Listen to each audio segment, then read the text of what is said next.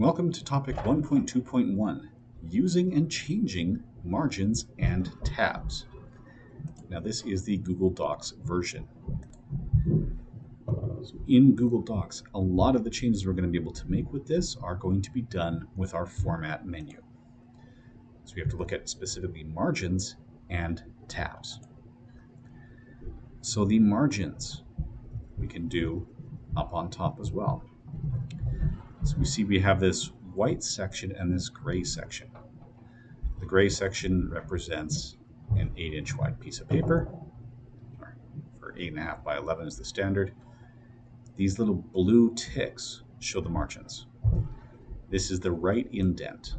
So if we move this indent, we'll see it changes, but only for the paragraph that our cursor is in. It did not change the right indent here. That is how far right the text can go before it wraps to the next line. If we go slightly above it, we see the right margin. If we move the margin in,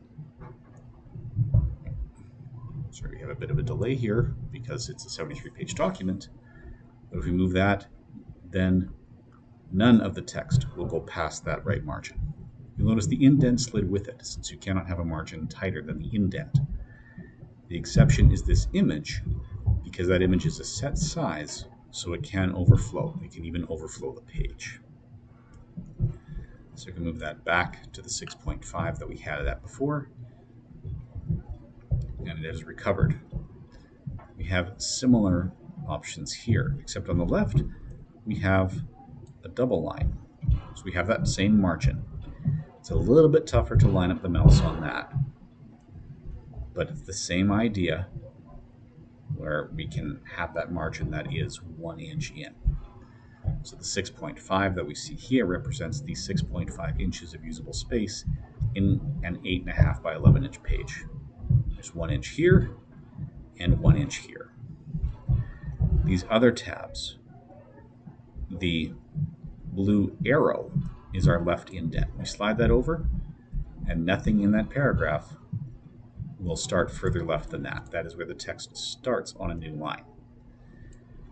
But most paragraphs in fiction, if they don't have this space between that is the default formatting here, would have an indent to set them apart.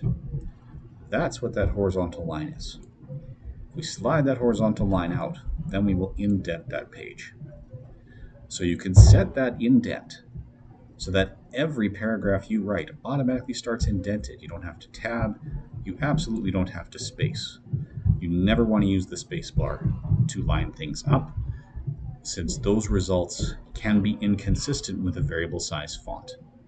So using the space bar is a definite no-no that will not earn you credit in this course.